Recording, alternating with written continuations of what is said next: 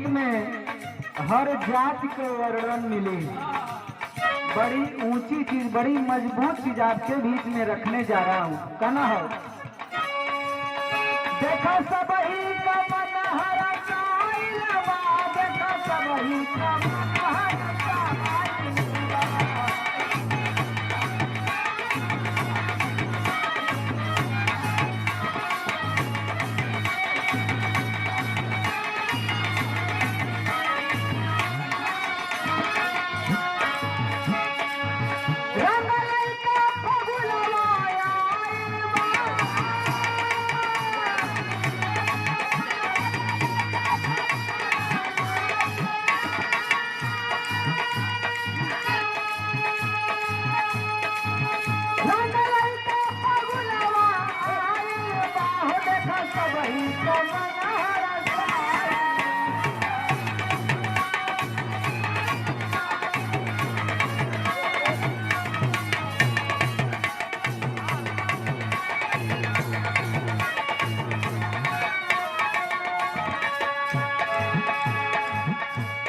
पहले लाइन में कहना हो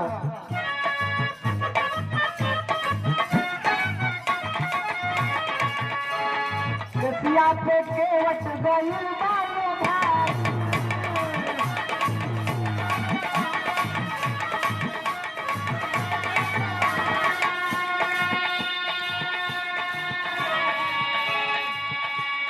मथुरा पे मल्ला है लखिया गड़ा,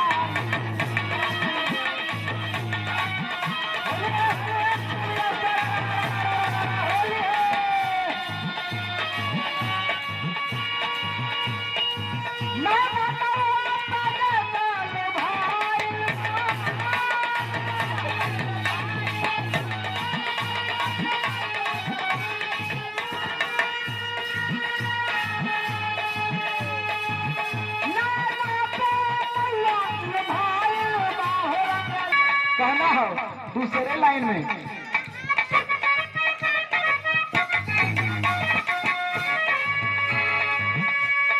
नकिया पे नौवा कटुआ लगल,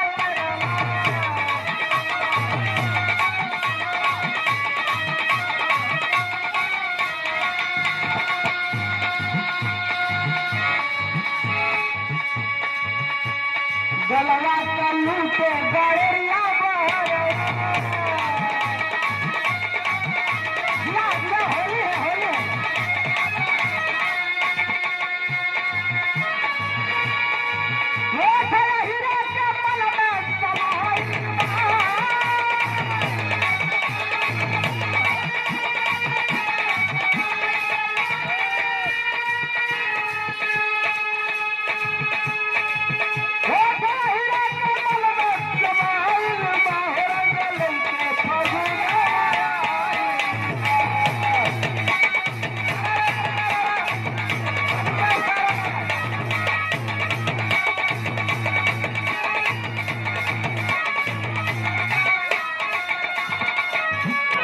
अगले लाइन में कहना हो मास्टर भैया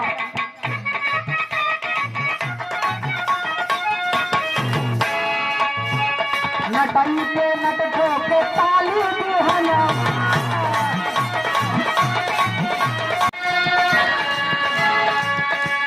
छतिया पे छतरी का लागल भिड़ना,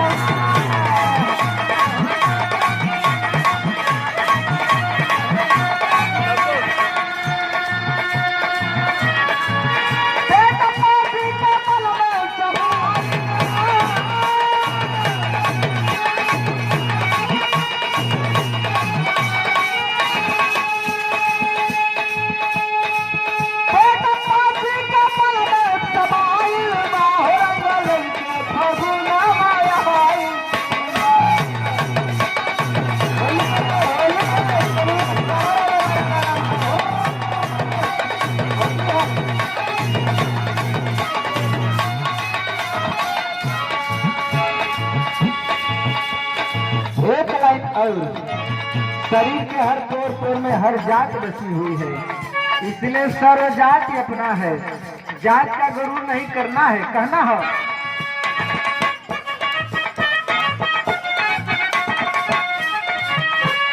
धोही के लागल बहोर का धियाना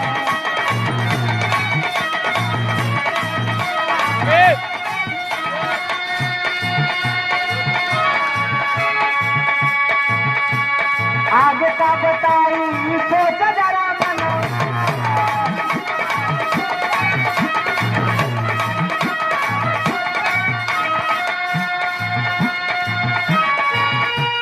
जान देखो जाट जुल्म लोहाई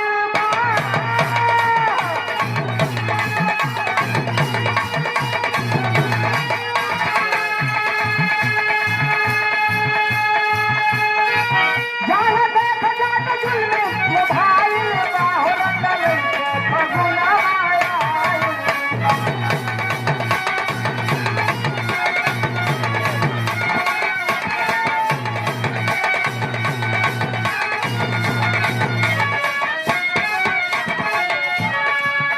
आखिरी लाइन हो कहना हो